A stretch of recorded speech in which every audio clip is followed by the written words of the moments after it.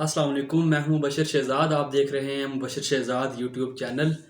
اس topic پہ پہلے بھی میں نے ویڈیو بنائی ہے جب یو اے ای والوں نے اسرائیل کو تسلیم کیا تھا، یا پھر جو سعودی عرب نے اسرائیل کے ساتھ تعلقات جو ہے تھوڑے سے استوار کرنے کی کوشش کی تھی اور اپنی جو پروازیں ہیں انہیں بحال کی تھی اسرائیل کے ساتھ سعودی عرب والوں نے. اب جو ایک بہت ہی امپورٹنٹ معاملہ آ چکا ہے وہ ہے پاکستان کا، کیونکہ بہت سے مسلم کنٹریز نے اسرائیل کو چونکہ تسلیم کر لیا ہے. اب پاکستان کے اوپر بھی بہت زیادہ دباؤ ڈالا جا رہا ہے کہ پاکستان بھی اسرائیل کو تسلیم کر لے.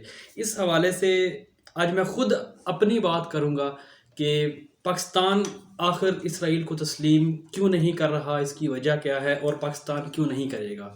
سب سے جو اس کی مین ریزن وہ یہی ہے کہ قائد اعظم محمد علی جناح نے بھی یہ چیز واضح کی تھی کہ جب تک اسرائیل فلسطین کو آزاد ریاست کے طور پر تسلیم نہیں کرتا، ان کا حق جو ہے وہ نہیں ملتا، ہم اسرائیل کو تسلیم نہیں کریں گے. یہ ہمارے بانی پاکستان قائد اعظم محمد علی جناح نے یہ چیز اس وقت بھی واضح کی تھی اور آج بھی وہی پالیسی ہماری ہے. اس میں کسی کو شک نہیں ہونا چاہیے، پہلی بات. دوسری بات، بہت سی افواہیں نہیں، اب تو مطلب کہ اس خبر کی تردید تو مشکل ہو چکی ہے، بلکہ جو آدمی وہاں پہ گیا تھا نواز شریف صاحب کے دور میں، اس نے انٹرویو میں یہ بات کہہ دی ہے کہ وہ واقعہ ہی اسرائیل گئے تھے. میں بات کر رہا ہوں اجمل قادری صاحب کی، جو کہ جمعیت علماء اسلام سے ان کا تعلق ہے. انہوں نے سید علی حیدر صاحب کے پروگرام میں یہ چیز بتائی کہ وہ اسرائیل گئے تھے اور نواز شریف کے دور حکومت میں ان کو کہا گیا تھا اس دورے کا، اور پورا وفد جو ہے وہ اسرائیل گیا تھا. یہ چیز تو اب واضح ہو چکی ہے. اس کے بعد بھی مشرف کے دور میں بھی یہ چیز ہوئی. اب بھی یہ کہا جا رہا ہے کہ وزیر اعظم عمران خان کے مشیر جو ہے وہ بھی اسرائیل کا دورہ کر کے آئے ہیں، لیکن گورنمنٹ کی جانب سے مکمل طور پر اس کی تردید کی گئی ہے، اس میں کوئی سچائی نہیں ہے. لیکن یہ دورے ہوتے رہتے ہیں ہمارے، اور اسرائیل کے ساتھ مختلف معاملات پر بات چیت ہوتی رہتی ہے. لیکن جس طرح سے تعلقات کو بحال کرنا اور سفیر بھیجنا یا اس طرح کے تعلقات کی ہرگز پاکستان جو ہے وہ اس کو قبول نہیں کرتا. یہ وزیر اعظم عمران خان بھی اس چیز کو واضح کر چکے ہیں کہ عمران خان صاحب کے پروگرام میں انہوں نے کہا تھا کہ اگر ہم اس کو ایکسیپٹ کرتے ہیں اسرائیل کو، تو ہمیں پھر کشمیر کا معاملہ بھی بھول جانا چاہیے، کیونکہ کشمیر کا اور فلسطین کا معاملہ بالکل ڈیفرنٹ نہیں ہے. اور اس چیز کو ہم کبھی بھی تسلیم نہیں کر سکتے جب تک فلسطین اور کشمیر کا معاملہ حل نہیں ہو جاتا. اس پر وزیر اعظم عمران خان نے واضح طور پر یہ کہا ہوا ہے. اب ذرا آ جاتے ہیں کہ اجمل قادری صاحب جو ہیں وہاں پہ گئے، کیا ہوا کیا نہیں ہوا. جو انہوں نے اس پروگرام میں کہا وہ میں آپ کو سنوا دیتا ہوں، فیصلہ آپ نے خود کر لینا ہے کہ وہ کیا کہہ رہے ہیں. سنیں وہ کیا کہہ رہے ہیں، اس کے بعد پھر میں آپ کی طرف آتا ہوں. تو آپ کی اسرائیلی حکام سے ملاقات ہوئی مولانا وہاں پر؟ جی، 2-3 ان کی وزارت خارجہ کے اعلیٰ لوگ تھے، اور ان کی کابینہ کے 1-2 وزراء تھے جو ملنے ہمارے ہوٹل میں آئے، اور ہماری بڑی سیر حاصل گفتگو ان سے رہی. جی، کن امور پہ بات ہوئی؟ پاکستان کی اسرائیل کو تسلیم کرنے کے امکان کے حوالے سے بھی بات ہوئی؟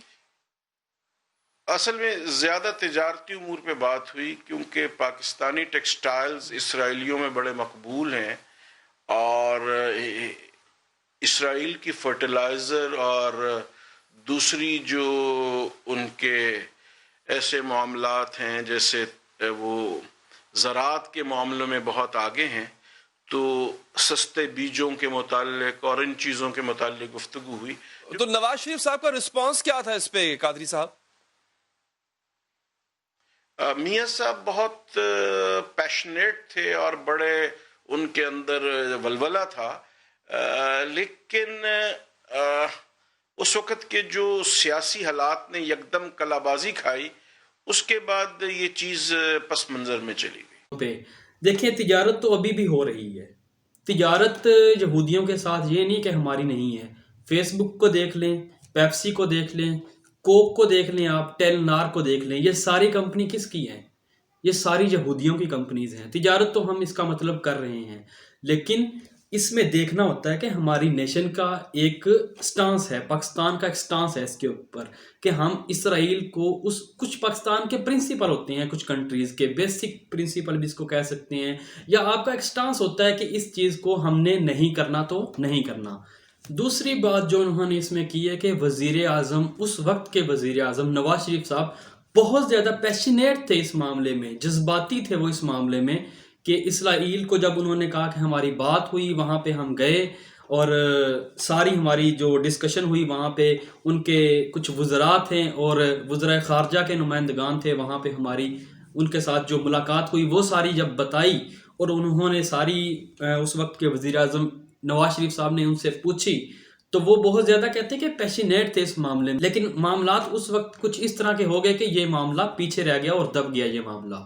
मेरा इस पे यही मौक़िफ़ है कि नवाज शरीफ का दौर हो, इमरान खान का हो, किसी का भी हो, लेकिन हमारा ये नेशनल इशू है।